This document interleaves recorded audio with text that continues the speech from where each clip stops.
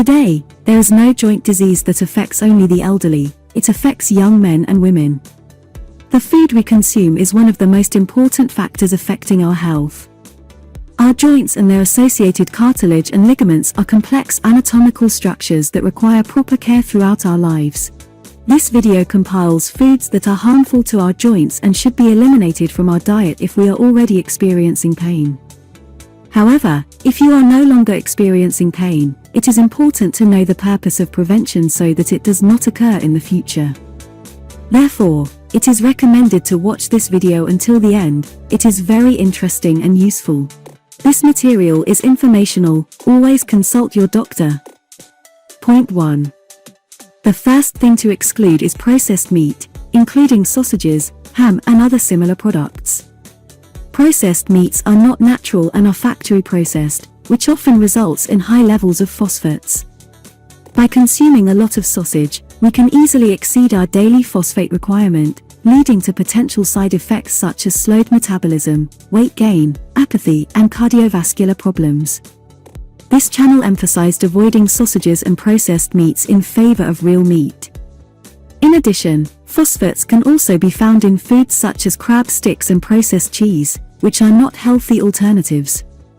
Other foods that should be eliminated from our diet include various sauces, chips, canned drinks and fast food. These foods not only affect our cardiovascular system, but also contribute to chronic inflammation and negatively affect our joints, cartilage and ligaments. Therefore, it is extremely important to eliminate these foods from our diet for the sake of our health. Point 2. Various pickles and cured meats are potentially problematic when it comes to healthy eating. Excessive and rapid consumption of these foods can lead to abdominal pain and gastrointestinal problems. In addition, smoked fish and pickled mushrooms, if consumed too often, can negatively affect our joints due to their high phosphate and salt content. Although there is ongoing debate about the benefits and drawbacks of salt, it is generally accepted that consuming between 2 and 5 grams of salt per day is optimal. Consuming less than 2 grams or more than 5 grams can have negative effects. However, when we consume smoked meats and pickles in one meal, we may exceed our daily salt intake, which in turn can lead to joint stiffness, swelling, and reduced mobility. Moreover, if this type of diet leads to weight gain, it can also put additional stress on our musculoskeletal system. Point 3. Tea and coffee, if consumed in moderation, can be beneficial rather than harmful. However, it is important to remember the individual differences and the body's reactions to these beverages because they contain purines, which play a crucial role in our DNA molecules. A deficiency of purines can lead to serious problems, just as excessive consumption of them can have a negative impact on health. Likewise, excessive intake of purines, such as eating too much salt or eating chicken, should be avoided. It's important to find a balance and not exceed the recommended dose, such as 5 cups a day. Excessive consumption of tea and coffee can significantly increase the levels of uric acid in our bodies, which leads to the formation of crystals on cartilage and vascular surfaces, eventually leading to gout.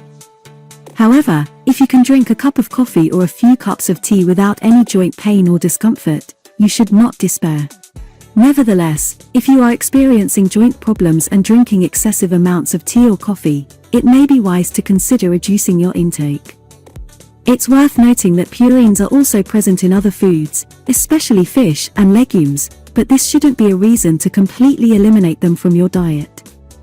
Despite the presence of purines, these foods are generally considered healthy. However, if you have specific dietary requirements, such as avoiding offal, mushrooms, carbonated drinks, spicy or smoked foods, or chocolate, it is important to take these into consideration as well. Point 4. Is sorrel harmful? No, sorrel is actually a very healthy herb. It contains high amounts of magnesium, vitamin B6 and iron. In general, nutritionists do not consider sorrel to be harmful to health.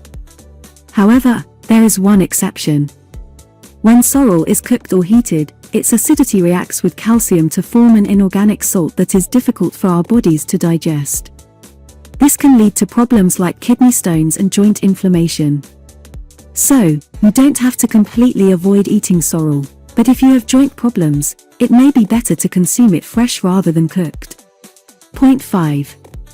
Sweets, and especially the baking process, are discussed on their channels not only by lazy people. We have already emphasized many times that sugar is the main cause of inflammation in our diet. Sugar provokes constant inflammation, including in our joints, and it also disrupts collagen production and contributes to its deterioration. Collagen is an essential material from which our connective tissues such as skin, cartilage, and tendons are built. So it's understandable that sugar is the enemy of our joints. I specifically singled out baked goods because they have both sugar and yeast in them. If we combine sugar with yeast, we end up consuming a significant amount of purines, which can lead to gout. So it's not surprising that nutritionists recommend avoiding types of confectionery such as sweet rolls. And if there are joint problems, it's all the more important to consider giving them up. Which of these foods do you eat, or maybe some you've given up completely? Share in the comments, we'll all be very interested. In the description under this video there are links to useful videos on this topic. Subscribe to our channel, put a like and watch these videos.